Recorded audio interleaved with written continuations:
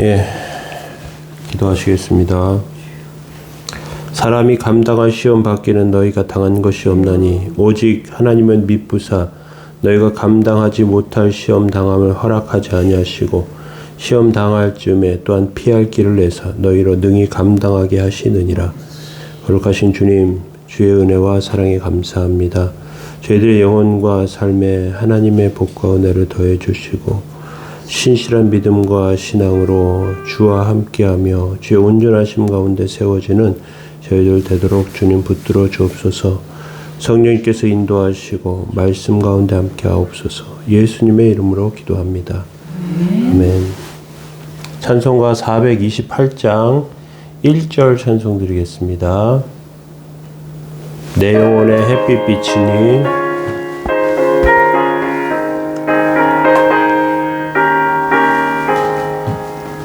내 영혼의 햇빛 비치니 주 영광 찬란해 이 세상 어떤 빛보다 이 빛 더 빛나네 주의 영광 빛난 광채 내게 비춰주시옵소서.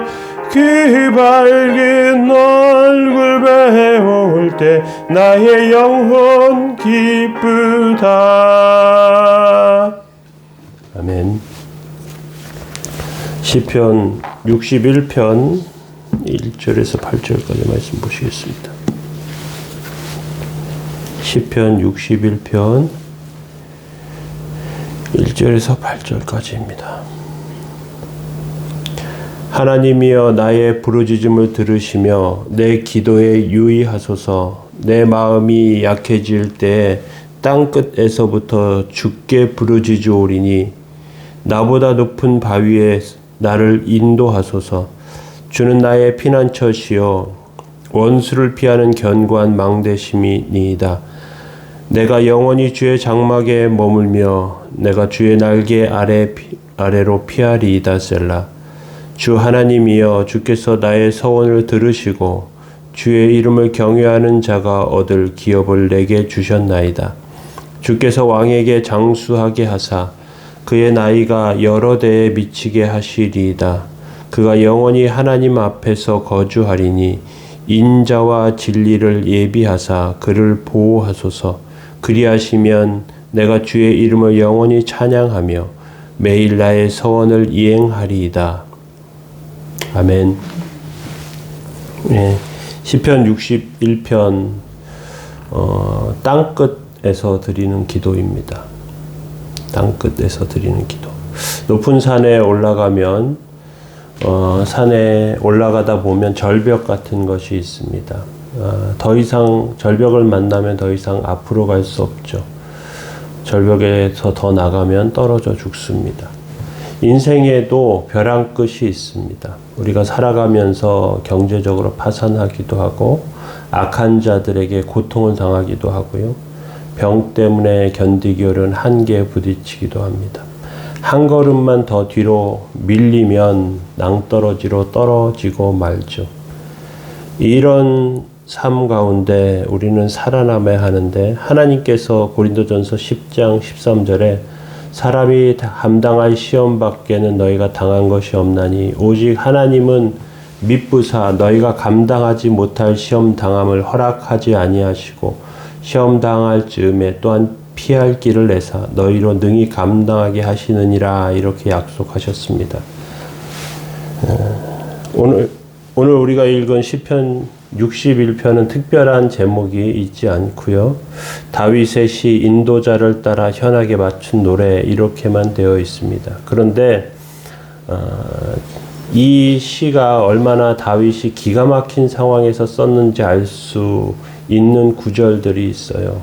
2절에 보면 내 마음이 약해질 때 땅끝에서부터 주께 부르짖으오리니 이렇게 말하고 땅끝이라고 하면 예루살렘에서 아주 먼 땅으로 사람들은 생각하지만 다윗이 말한 땅끝은 절벽을 말합니다. 더 이상 갈 곳이 없는 막다른 곳을 말해요. 수천 길 높이의 절벽에 혹은 시퍼런 바다 앞에, 혹은 용암 앞에 인간은 도저히 갈 수 없습니다. 이런 곳이 다윗에게 땅끝이죠. 그런데 우리가 아무리 절벽이나 위험한 곳, 막다른 곳에 가 있어도 하나님께서는 살 길을 주십니다. 우리는 두려워하지 말아야 합니다. 그래서 오늘 생각할 것은 담대한 기도를 드려라 하는 것입니다. 담대한 기도를. 사람이 어려움에 빠지면 정신을 못 차리는 경우가 많이 있습니다. 기도하는 것이 어렵고 또 어떤 면에서 보면 정신적인 여유가 있어야 기도가 나올 것 같습니다. 사느냐 죽느냐 절박한 순간에 도저히 하나님 앞에 또는 어떤 문제를 놓고 기도하기가 어렵죠. 그런데 1절에 다윗은 이렇게 말합니다. 하나님이여 나의 부르짖음을 들으시며 내 기도에 유의하소서.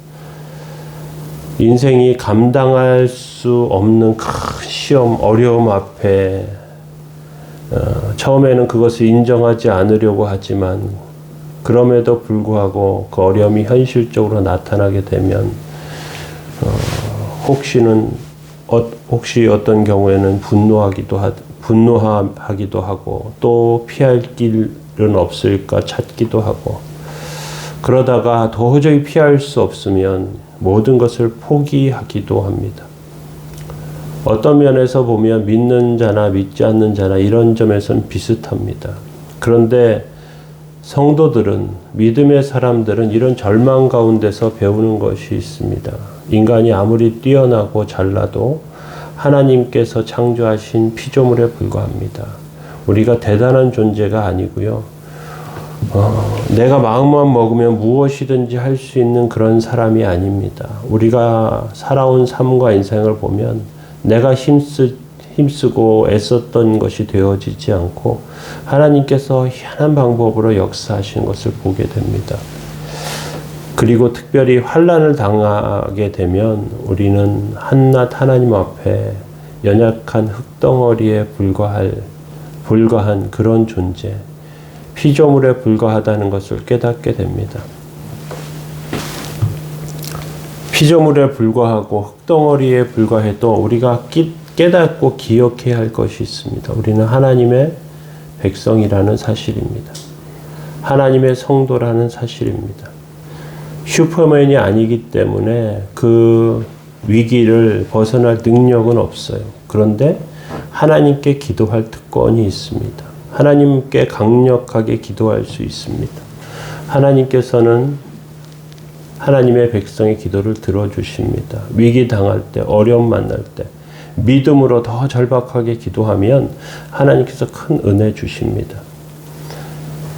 많은 신학자들이 시편 61편을 다윗이 압살롬의 반역으로 요단 동편으로 도망하고 있을 때 지은 시라고 생각했습니다. 압살롬을 위시한 많은 적들이 다윗을 향해 창을 들고 전진해 오죠. 그 사람들은 불과 얼마 전까지만 해도 임금님, 대왕님 하면서 받들던 사람들인데 그런데 지금은 적이 되어서 칼을 들었습니다. 이제 한 걸음만 더 물러서면 천길 낭떠러지로 떨어집니다. 다윗의 심정이 그랬습니다. 도망칠 곳이 없는 것 같아요. 그런데 다윗이 이 순간에 사람들을 원망하지 않고 하나님께 기도합니다. 그 사람들이 도대체 왜 그런지, 왜 그런 마음을 먹었는지 하면서 그들을 원망하고 있는 것이 아니라 하나님을 향하고 있어요. 하나님, 내 기도에 유의하시고 나의 부르짖음을 들으소서. 2절에 보시면 또 이렇게 말합니다. 내 마음이 약해질 때에 땅끝에서부터 주께 부르짖으오리니 나보다 높은 바위에 나를 인도하소서. 지금 마음이 약해져 있어요. 내 마음이 약해질 때, 이 구절은 모든 것을 포기하고 싶은 다윗의 심정을 말합니다. 다윗은 압살롬을 이길 생각이 별로 없어요. 반역한 자가 자기 아들이기 때문입니다. 사랑하는 아들. 다윗은 전쟁에 지쳤습니다. 전쟁이 지겨웠어요. 왕을 더 오래 할 생각도 없었어요. 그는 땅끝에서 죽고 싶은 마음만 듭니다.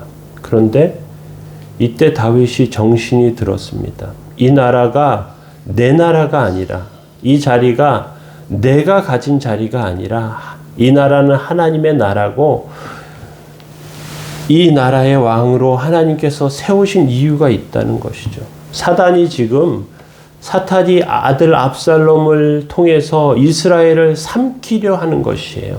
인간적으로 볼 때 다윗이 굳이 피 흘리며 전쟁할 필요가 없습니다. 아들에게 왕위를 항복하고 아들에게 왕위를 양보하면 돼요. 굳이 또 피 흘리면서 전쟁하고 싶은 생각, 피 흘리면서 이기고 싶은 생각이 들지 않아요. 그런데 신앙적으로 돌아보면요, 사탄이 이스라엘에 일어날 부흥의 불을 꺼뜨리고 이스라엘 백성들을 마귀의 종, 사단의 종으로 만들려는 계획이 있는 것입니다. 이스라엘의 부흥을, 하나님의 역사를 꺼뜨려 버리려고 하는 것이에요. 다윗은 그것을 생각합니다. 하나님의 역사를 꺼뜨려서는 안 된다. 부흥의 불씨를 꺼뜨려서는 안 된다 생각이 듭니다. 그래서 다윗은 자기의 기도가 아주 중요한 기도라는 것을 깨닫습니다. 하나님께서 꼭 들으셔야 한다는 것입니다. 왜? 이것을 통해서 하나님의 나라, 하나님의 백성들이 바로 세워질 수 있기 때문에 그렇습니다. 우리는 다윗이 이런 태도로 지금 다 마음이 약해져서 모든 것 내려놓고 싶은 심정이었지만, 그것들 가운데서 하나님께서 주신 사명과 하나님께서 주신 것들을 부여잡고 그렇게 담대하게 기도하는 이 모습을 우리는 기억할 필요가 있는 것입니다. 하나님께서 붙들어 달라고, 하나님께서 함께 해달라고. 그래서 다윗은 2절 하반절에 보면 나보다 높은 바위에 나를 인도하소서, 자기를 좀 더 높은 곳으로 인도해 달라고, 하나님을 향해 확실한 신호를 보낼 수 있도록, 담대하게 기도할 수 있도록, 하나님 앞에 서는 것, 하나님의 그 도움과 역사를 기대하는 것, 이것들 가운데 붙잡혀 그렇게 살기 위해서, 이 나라와 이 백성이 하나님 앞에 온전해지기 위해서 하나님께서 주신 것을 부여잡는 것입니다. 우리 삶 가운데 어려움이 있습니다.